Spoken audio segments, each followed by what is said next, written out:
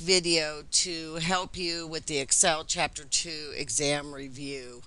I've had a few questions on step 3 through 7, so I'm going to do this really quick. I'm looking at the instructions.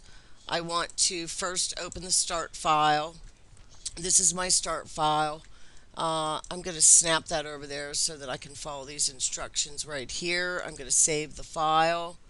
File save as. I'm going to go to my documents and I'm just going to save it right here in my documents. DeWitt Carroll EXL02 underscore SA1 debt. Then it wants me to add my file name in the worksheet footer and the sheet name in the right footer. So I'm going to go to insert. I'm going to maximize my screen. Header footer, and then you go to footer, go to the left, there's your file name, and go to the right, there's your sheet name. Now, you want to click right above where you just inserted the sheet name so that you can see it. And then you want to go to normal view, which is right down here. There's a button on the status bar, normal view. And then I always do control home, so I'm back to the beginning. And let's go back to our instructions. Number 2, select the range A2 through I2, and they want to wrap text and middle align. So I'm going to select A2 through I2, wrap text, and middle align is right above the center. So that one was easy. Number 3, select the column headings B through I and auto fit. So you want to select directly on top of B, clear through I. To auto fit, double click on any line in between the letters. So up here in between the letters I selected, I'm just going to choose D and E, double click. So now I've done an auto fit and I can see my numbers. Next step, when I go to 4, it tells me to go to B8 through H8 and get column totals. So B8 through H8, and I click auto sum. And this is where people are getting frustrated because the hashtags come back. But if you go to the next step and do your cell styles and do total cell style, it should adjust. And I'm going to go ahead and continue.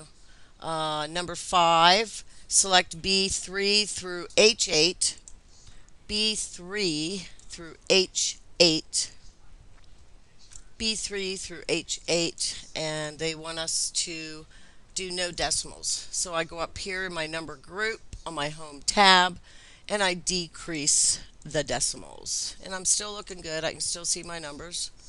I'm going to go ahead and go to number 6, I3. They want us to calculate the percent of debt. H shows your debt. To get the percent of each one of these between the general bonds, the lease bonds, and so on, you want to divide the debt of the item by the total. So I'm going to click in I3, type equals, click on H3, divide my / click on the total.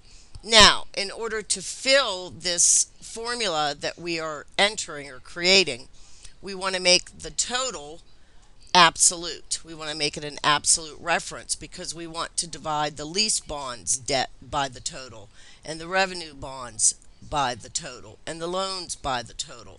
So we don't want it to copy relative by doing H9, H10. We want H8 to stay. So I hit F4 way at the top of the keyboard, and that makes the H8 absolute. And then you hit enter and go back to that, fill it, and then let me look at the directions. It wants us to make it percentages with 1 decimal. So I click up here, percent, and then I have to increase to give it the 1 decimal. So our numbers are still looking good. I'm going to go to number 7 because that's the other question that I had.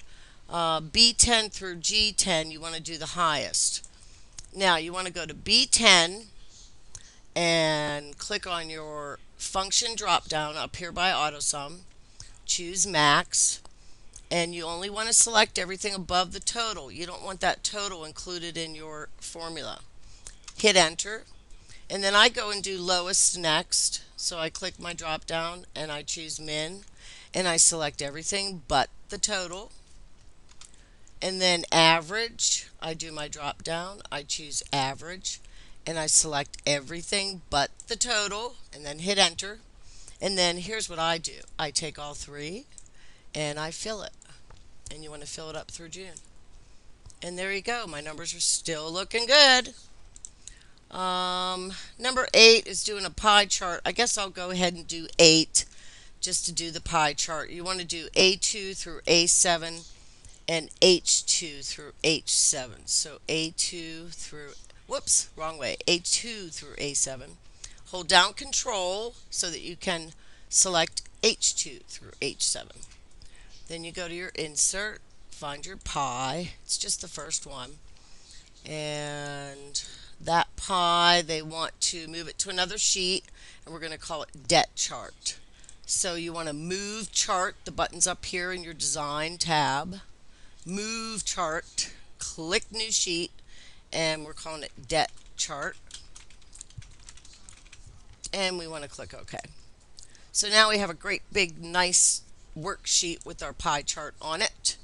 We want to do layout 6 and style 3. The layouts are right up here, your quick layout 6 and style 3. To change the labels, if you click on one of these labels, they all select, and then you can go to home and make them 12. And that's a short little step 1 through, looks like I got to 8. No, I got to step 9. So I hope this helps. Thank you.